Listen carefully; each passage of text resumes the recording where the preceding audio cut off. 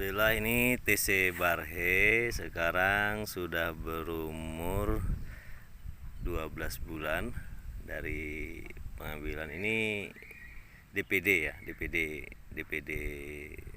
England. Nah, ini DPD England. Nah, ini jenisnya TC Barhe. Kalau yang ini jenisnya juga Barhe. Ini jenis Barhe. Nah, ini juga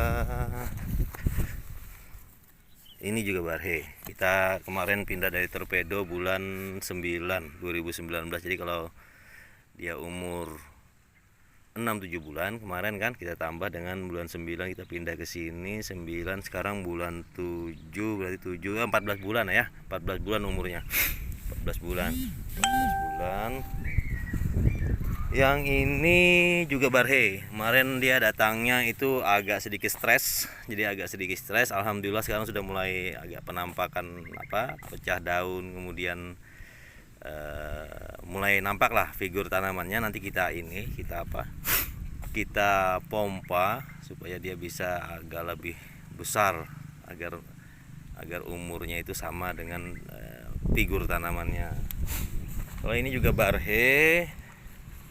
Nah, ini Kinezi nih, ini Kinezi. Nah, ini kan nampak nih Kinezi. Satu umuran ini semua.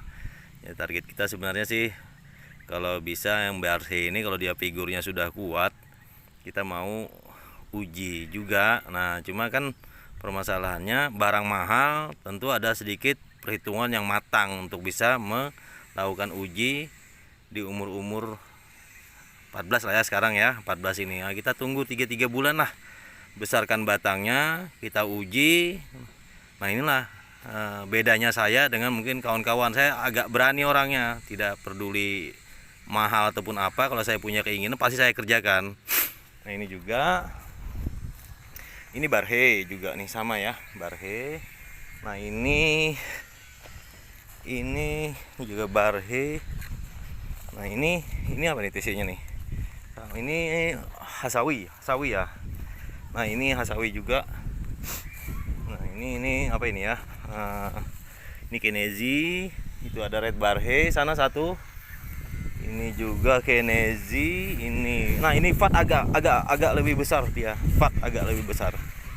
Ini Fat agak lebih besar karena mungkin saya sering datang, saya sering tengok, saya kedip-kedipkan mata kan.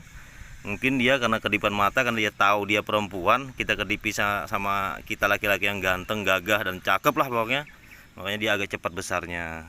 Nah, ini juga TC Barhe nih. Nah, ini juga sama nih. Sama, kita kedip-kedipkan mata, ya mantap lah intinya kan. Figurnya, bonggolnya, kemudian jumlah pelepahnya, lebar lip-lip daunnya juga sudah mulai nampak bagus. Nah, di sana juga ada. Sini, nah ini ada sedikit kena namanya keasaman tanah ya. Keasaman tanah tuh dia berakibat pada ujung daun, kekurangan sesuatu yang tidak saya sebutkan. Supaya dengan melihat video ini kawan-kawan berpikir itu apalah ya, kalau kena seperti itu pasti tahunya ya hubungannya dengan M dan segala macamnya. Dicari sendiri biar agak pintar, jangan cuma menampung terus, nampung belajar kalau mau jadi orang berhasil. Ini juga sama nih, ini TC juga. Dan ada lagi TC yang jenisnya hampir 7 ya, hampir 7. Itu juga saya tanam langsung di tanah, juga saya amati. Jadi kita berlomba antara tanah dengan planter bag.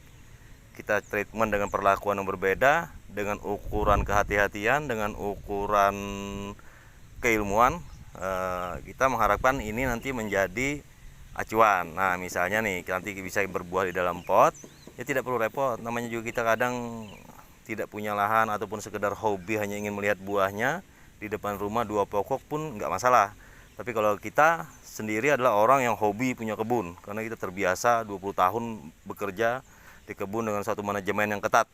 Nah, itulah kalau kita mau berhasil, bekali diri dengan manajemen yang ketat, timba ilmunya sebanyak-banyaknya. Kalau meniru itu boleh, tapi lihat dulu apa tujuan dan fungsinya. Jangan asal meniru, dicoba, akhirnya membuang-buang waktu, tenaga, dana, pikiran, dan kekecewaan yang akan didapat. Begitu kawan-kawan ya, semua ya. Nanti saya akan banyak tutor, akan banyak kasih tahu yang sebenarnya kebun itu seperti apa. Karena saya lihat di Indonesia juga nggak ada nih yang bikin-bikin begini. Kalaupun ada juga kadang aneh-aneh aja kerjaannya gitu. Saya nggak terlalu suka kenal aja kerjaan yang aneh-aneh gitu. Yang fair, jalurnya, guidance-nya jelas. Kalau mau berhasil, kalau hanya sekedar euforia begitu ya kita jadi orang yang terus ditertawakan orang lah, ditertawakan negara orang kan.